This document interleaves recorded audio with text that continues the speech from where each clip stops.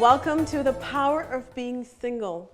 For the first time in the history of this world, we are celebrating a very unique, a very special class called the power of being single. And I am so excited to be here with you today. My name is Devina Kaur, and I'm the founder of the Sexy Brilliant Global Revolution. Before we go any further, I want to talk a little bit about how this class happened. I am born and raised in India, and I come from a very, very traditional home. And for me, my worth was based on having a relationship, having the university degrees, having validation from the outside. This was the culture and the pressure that I grew up under. No wonder, as I went through life, I ended up with many, many addictions, including food addictions and an addiction to learning, because through collecting university degrees, I wanted to prove to my parents that I was worthy of love and that I was successful. And later on in my life, after my traditional marriage ended, I also went into a dating addiction. An addiction can happen to anybody of any socioeconomic background, any gender, and any sexual orientation. For me, not only was I too fat, too loud, too ambitious, I was also too single. So here I am, and the intent of this course is to empower you and give you the tools to celebrate being single, to celebrate the power of being single, and to feel enough as you are. So to move away from those labels of not being good enough, to move into, I'm worthy of love by myself, on my own. To help me run this course and to guide you, I've invited Mark Dumaine, coaching expert and MBA, to join us, and he's going to give us the tools and resources to facilitate this class. So please bring yourself a pen and paper, enjoy this course, bring yourself some water, relax, and let life make you sexy brilliant.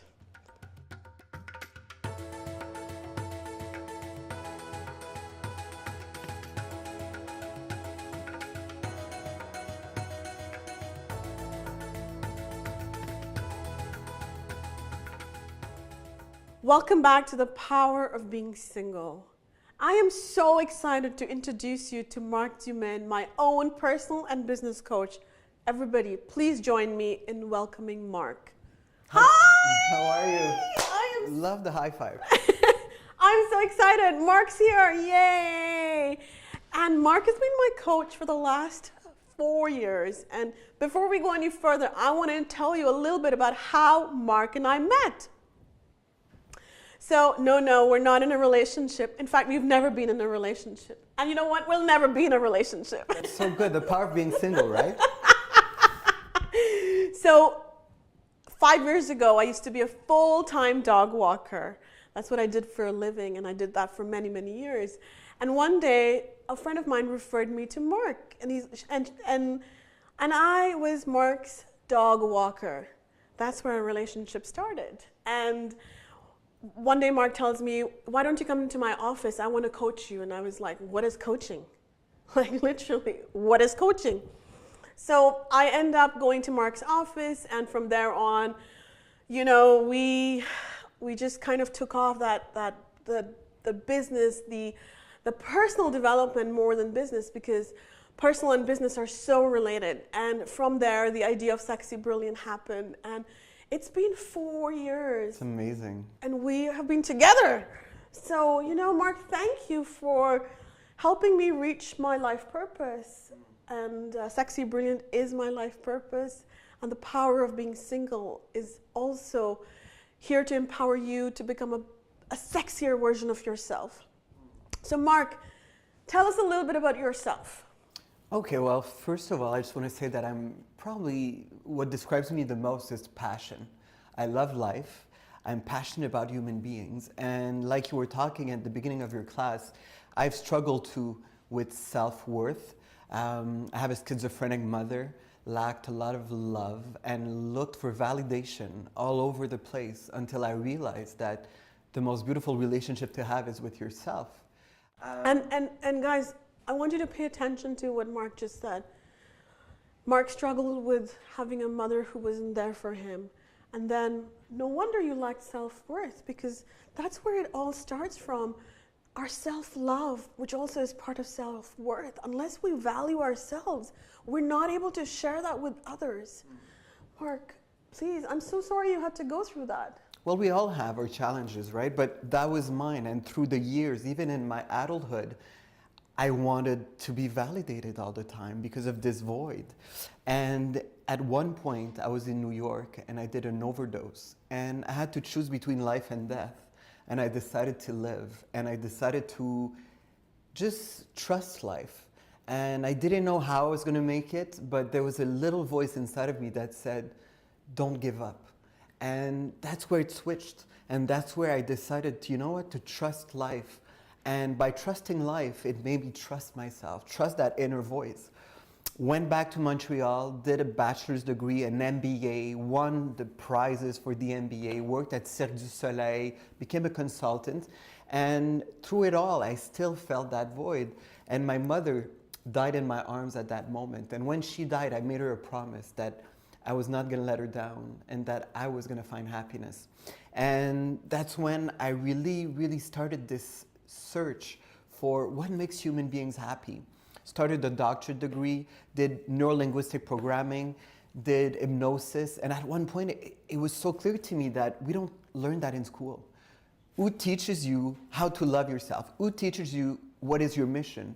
No one. So we tried to read books, but I made myself the promise to honor that mission, and I opened Asana Coaching 7 years ago. And since then, I'm a human potential expert. I've coached people like you, and living my path is such a rewarding thing. I mean, waking up every day feeling that you know why you're on earth, right? So basically, I'm a passionate guy. And I am proof of that. I come into Mark's office. We share an office very close to each other, and I walk into his office and I'm like, Mark, what's happening? He's like, oh, I'm so excited, this happened, that happened. So his energy is contagious, and you know, and this is very important. You want to surround yourself with people who believe in you, who have your energy, people who are bringing you up. So thank you, Mark. Well, I want to honor you also by trusting me, and I've seen you evolve and seen you getting away from addiction and truly saying, really proud and loud, I love myself. And you know what? That's huge. And I think that the power of this class is really starting by looking at your own example of when you choose yourself, life chooses you. Thank you. And trusting life, that life, even through the darkness, the heartbreak, you know, like it's meant to take us to the next level of perfection. And Mark, you know, thank you so much. I am so grateful. For me too, every day I wake up with purpose. I'm no longer searching, and happiness is this moment, and by creating it myself. And I think what you're doing, and the purpose of this class, by talking about the power of being single, I really honor you for bringing it up, because it's one of the diseases right now in society. We've seen it with the applications, the Tinders of this world, and everybody's looking for that guy, that girl, that soulmate. And I think that it cannot take us away more from the truth, which is you got to find it within. And this is where love is. It's not outside of us. So this class is very important, especially now. Even 10 years after being divorced, I often get asked by my friends, why are you single? When are you going to get married? And I laugh. I have no intention of going that way, because this joy that I'm having living in this moment, it's irreplaceable. And that's where this you know, I got tired of being asked about the relationship status. And you know what? Single is a relationship. Single is the status I want for myself. And it's very powerful, because when you're single, you're free. You actually have nothing to ask anybody. You have time to realize your dreams, take care of your health, your soul, your body, and your mind. So it's true that, you know what, by being single, it's the start of the best adventure there is. It's so crazy to think that happiness is associated with being in a relationship. In fact, even Hollywood, Bollywood, the romance industry is making money of the commercialization of our emotions. Mark, tell us a little bit about divorce statistics, marriage. What do you know that will help us? Well, I think that what needs to be said is that half of marriages fail. The divorce rate in the USA and Canada is about 40 to 50%. And it's about the same throughout the world, depending on religion. You were saying that India, there's a lot of pressure. But the reality is most relationships have struggles. And instead of having this idea of finding the perfect soulmate, I think that shifting now the paradigm, as you said, to not feeling worthless and not good enough for being single, but to actually say, wow, it's actually the opposite. I love myself so much that I've decided to wait and truly find the right person. So there's a shift right now through you, through this class, through, I think, opening up our mind that the end result is not necessarily being in a relationship. Relationships do not mean happiness. Absolutely. So that's key. And we really have to change that mentality and looking outside of ourselves, right? We're so lucky to actually, if you look within, it's all there. It is all there. And you know, but it's a journey. It's not as easy as it sounds, but it doesn't have to be difficult either. We can choose to make it, simplify it, be mindful, and be mindful of the messages we're getting. That's what's important. The very, very first important question is, what is the void that you're trying to fill in? Mark, help us a little bit with that. So many people looking for love, so many dating experts, so many relationship bloggers. What is happening? Well, you said it really well. There's a void. And when there's a void inside, obviously you don't feel full. I think that the best thing should be, we should say, I'm full of myself. I remember Oprah talking about that, and she was scared at one point to say, if I'm full of myself, what will people think? But then she said, but I used to have a void. So now not only am I full of myself, I'm overflowing of love for myself. So I think the question that needs to be asked is, where's this void coming from? Is it from too much loneliness? Is it from that little inner child who's seeking validation? Is it because we want recognition through our status, social status? But the void needs to be observed.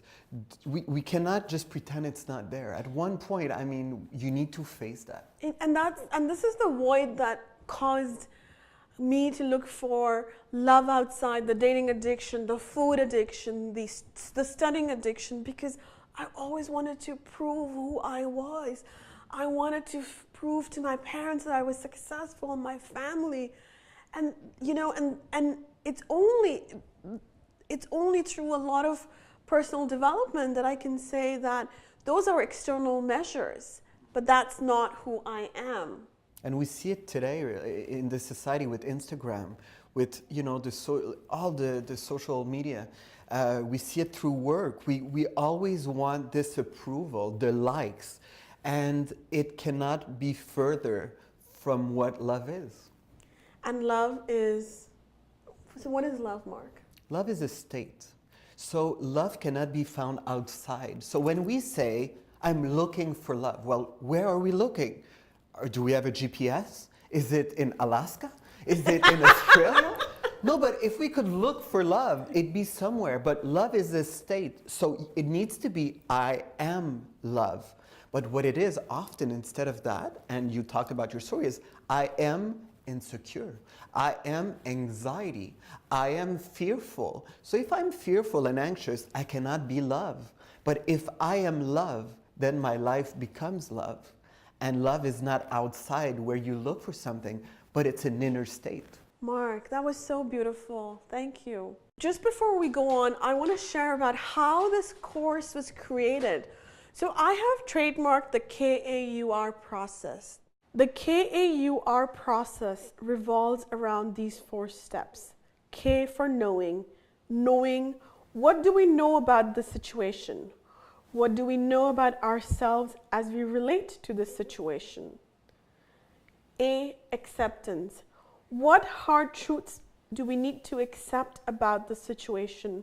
What hard truths do we need to accept about ourselves? And what do we need to accept about how we are relating to this situation? U is for unveiling. What do we need to unlearn, unprogram in order to shift our perspective about the situation? What do we unveil about ourselves as a result of the shift? The R for release. What do we need to release as related to the situation? What do we need to release from ourselves in order to release our attachments to the situation? What do we need to release about our former worldview that keeps us stuck? I'm so excited as we go along in the K.A.U.R. process. I encourage you to please take the time that you need to go through each module and take a break. There's also homework at the end, and we want to leave you empowered. See you in module 1.